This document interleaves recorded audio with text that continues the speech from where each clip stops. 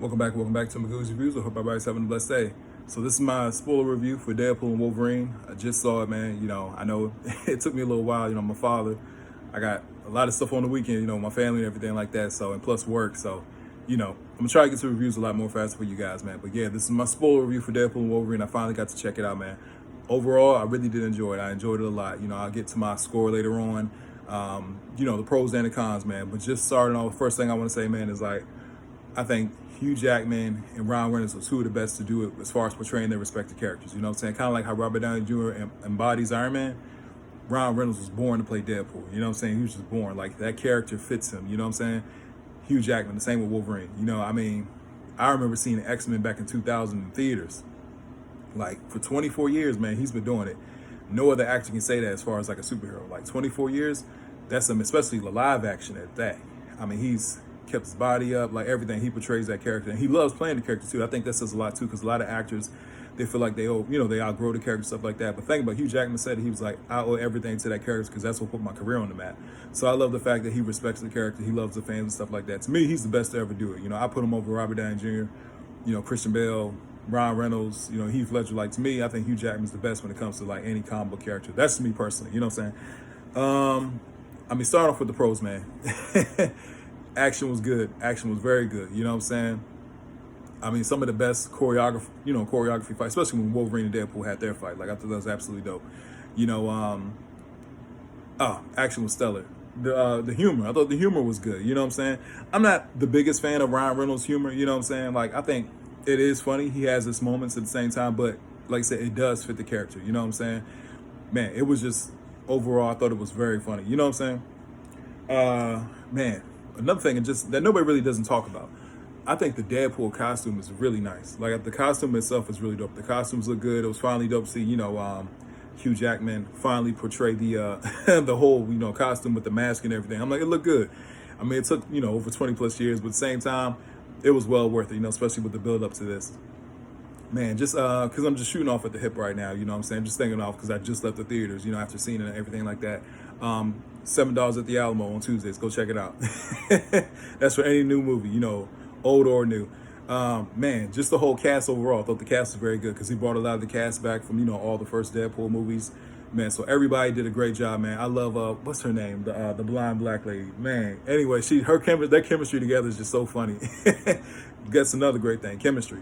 I thought that Hugh Jackman and Ryan Reynolds' chemistry was very good. You know what I'm saying? They had their moments where they couldn't stand each other, man. Like, there was a great moment where they were in the car, and Hugh Jackman's just letting it out how he feels about Deadpool. He's pretty much just cussing him out, and Deadpool was like, I'm gonna fight you now. And they just have this crazy fight in this insane fight in this car. Yeah, man, so the action was good. You know what I'm saying? The CGI was okay for the most part. The CGI was fine.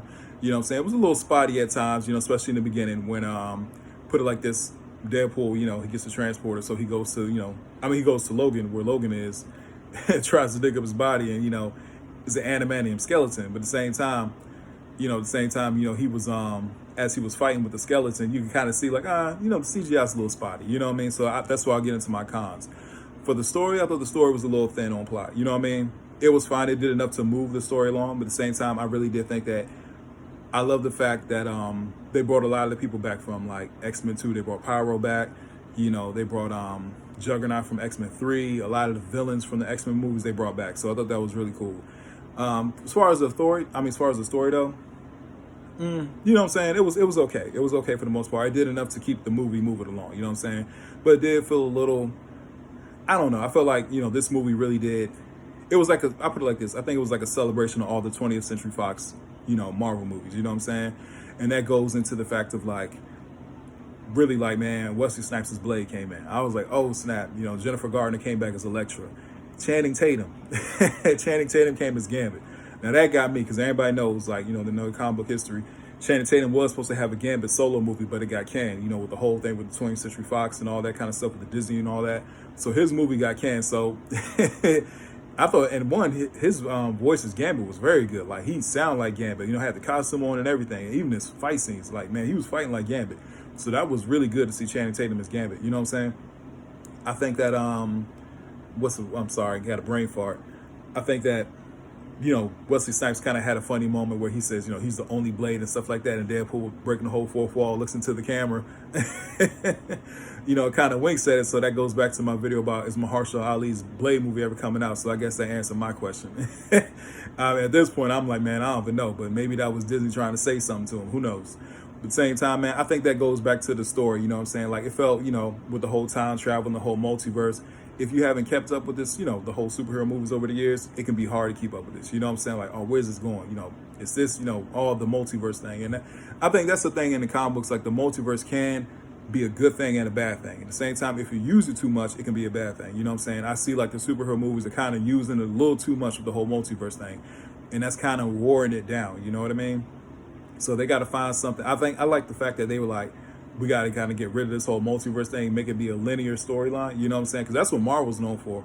DC was the one that started the whole multiverse back in the 50s. Marvel really wasn't known for a multiverse until later on because their universe was always singular. You know what I'm saying? They were the ones who were always, if you haven't seen this, go back to this. You should go back to that. They were the ones who really, made that popular. You know what I'm saying? So the whole multiverse angle, as far as I think that's kind of weighing the stories a little thin. You know what I mean? But overall, going back to it, man, the cameos were good. You know what I'm saying? Man, just favorite moments in the movie. I think overall, just seeing Ryan Reynolds and Hugh Jackman together just really made me happy as a fan. You know what I'm saying? That really, really made me happy. Man, that's pretty much it for the most part. Like, overall, my score, man, I thought about it after a while, after sitting in the theaters, because I waited till the end. Oh, I'm sorry. Before I get to my score, I know I'm all over the place. Chris Evans. When they showed Chris Evans, I already knew who he was. I knew he wasn't Captain America because everybody knows Chris Evans played Johnny Storm, the Human Torch in the first Fantastic Four. You know what I'm saying? So when I saw him flame on and everything like that, like, I thought it was absolutely funny. Like, that was a really good moment. You know what I'm saying? I like the fact that, to me, this, like I said, this felt like a celebration of all the 20th Century Fox, superhero movies. And that's where my score, I think I got to go 8.5 out of 10. You know what I mean? Yeah, the story wasn't the best, but at the same time, this did show tribute and respect to those movies that paved the way towards the MCU. Because think about it, the MCU didn't blow up until 2008. You know what I'm saying? So you had years of like superhero movies before that. And I think at the end, if you stay for the end credits, before the final end credit, they do a snip of all the 20th Century Fox, from the X-Men, the Fantastic Four, like they show those movies, And I think that was really cool, like Blade and all that kind of stuff, because those movies really did pave the way for Marvel. You know what I'm saying? Were they all classics? No, they weren't all classics. Some were classics, some were good, some were all right, some were bad. It was a roller coaster, but at the same time, man, those people really did put their heart and soul, in those movies, man. So I really did enjoy that. And to me, that was kind of like it was really like a tribute, you know what I'm saying? It really was a tribute to the 20th Century Fox movie. So for me, I'm going to give Deadpool and Wolverine an 8 out of 10. I really did enjoy it.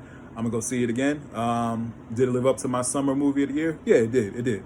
I thought there was also some great summer movies, and there's some more movies in the fall I'm looking forward to. But so far this year, I really did enjoy Deadpool and Wolverine. If you haven't seen it, go check it out. Please don't forget to like, share, and subscribe to the channel. Leave a comment in the comment section. Tell me what you guys think about this. It's a spoilers review. I will put spoilers in the titles. Hope everybody has a blessed day, and I'll see you soon.